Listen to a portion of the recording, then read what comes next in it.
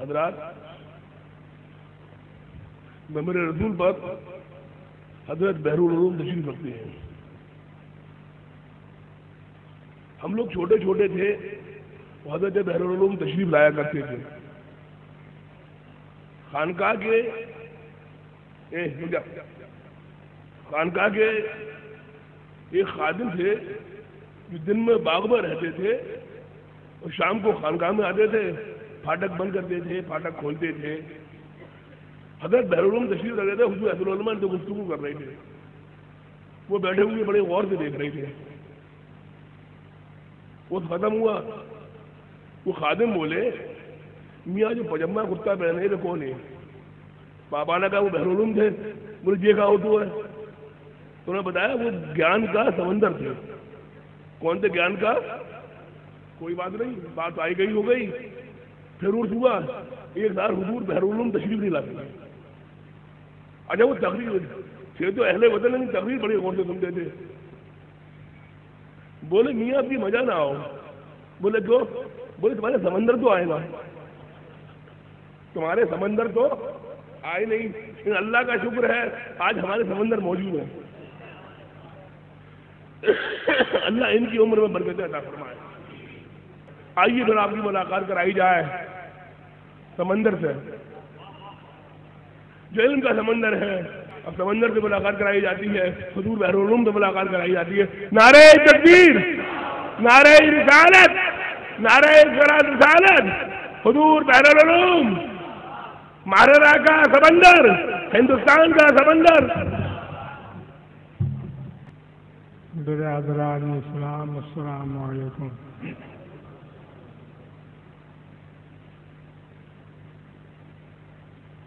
نحمده ونصلي على حبيبه الكريم أما بعد أعوذ بالله من الشيطان الرجيم بسم الله الرحمن الرحيم ومن يتوكل على الله فهو حسبه. صدق الله مولانا العظيم وصدق رسوله النبي الأمين الكريم ونحن على ذلك لمن الشاهدين والشاكرين والحمد لله رب العالمين. برادران اسلام،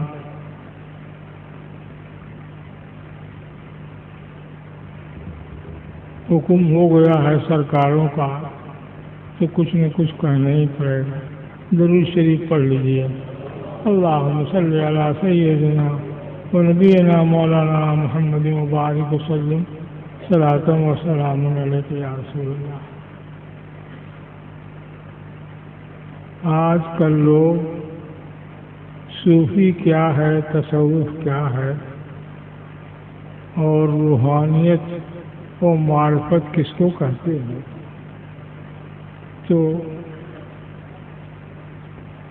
ہر آدمی اپنے علم، اپنے مقام اور اپنے سمجھ کے اعتبار سے کہتا ہے.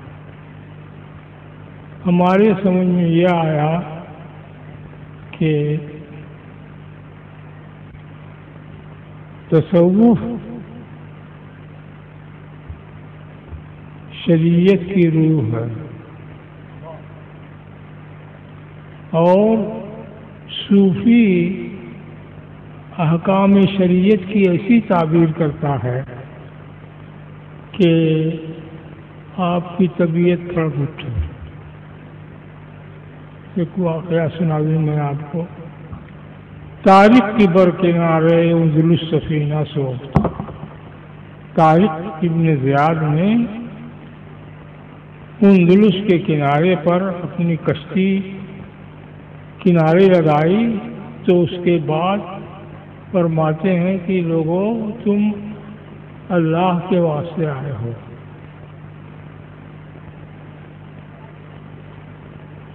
گفتند کارے تو زنگاہی خرد خطاست. آپ کا کام عقل مندی کے لحاظ سے تو ٹھیک نہیں.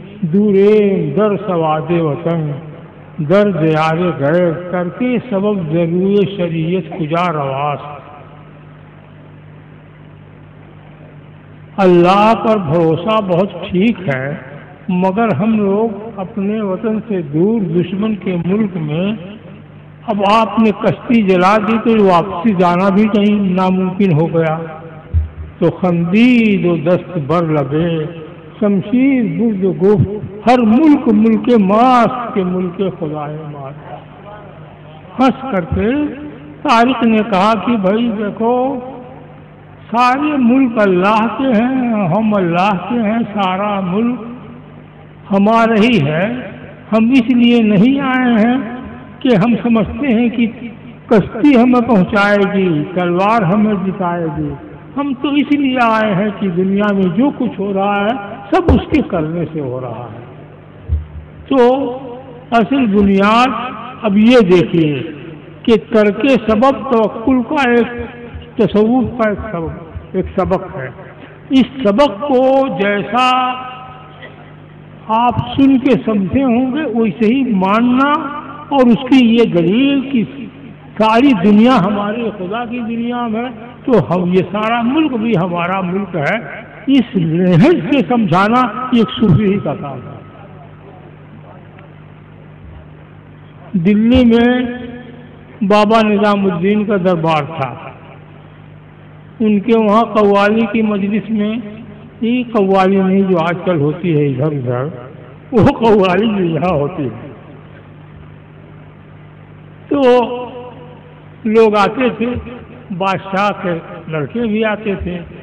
ایک شہزادہ آیا، جوتی چوری گئی.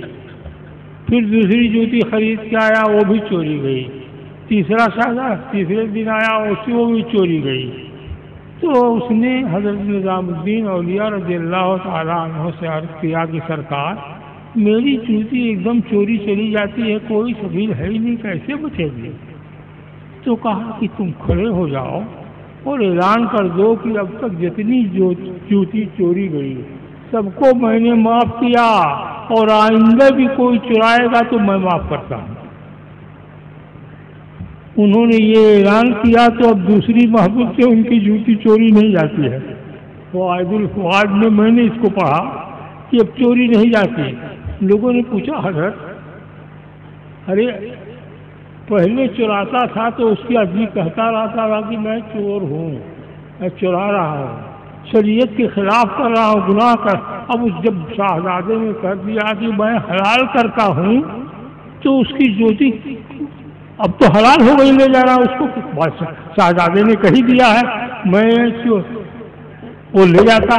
مگر یہ سمجھ میں نہیں آتا کہ آپ نے کیسے ایسا سمجھ لیا کہ یہ چوری نہیں جائے گی، یہ نسخہ آپ نے کیسے بتایا؟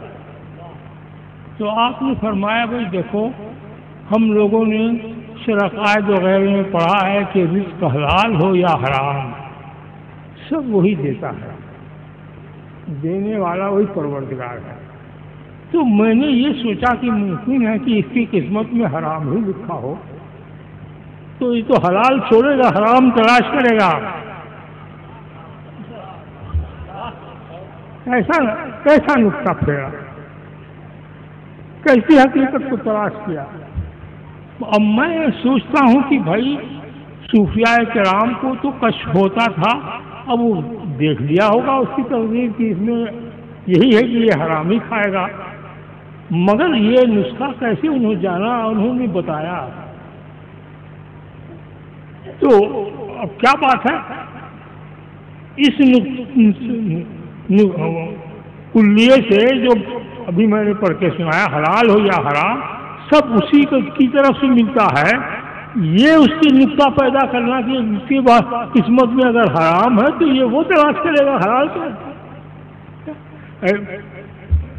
خنزیر جو ہے وہ چمن میں جا کے غلاظتی کو تلاش کرتی ہے، تو ہر چیز جو ہے جس کی طبیعت و فطرت بنائی گئی ہے اس کے مناسب ہے. تو دیکھو انہوں نے یہاں اس نقطے سے کہ حلال یا حرام سب اللہ تعالیٰ کی طرف سے ہے یہ نقطہ پیدا کیا کہ اگر حلال ہی کی قسمت میں ہوا تب تو یہ جناب والا نہیں لے جائے گا، اور حرام قسمت میں ہوا تو نہیں لے جائے گا، اور حلال ہوگا تو نہیں اٹھا کے لے جائے گا کیونکہ حرام اس کو تو حرام کھانا ہے. تو یہ اس مسئلے سے یہ نقطہ پیدا کرنا کہ صاحب اس کی چوری نہیں ہو سکے گی، یہ کیا ہے؟ تو مطلب یہ ہے کہ یہ جو بتایا اس کے انجام تک دیکھتے ہیں اور اسی کے اعتبار سے فیصلہ فرماتے ہیں۔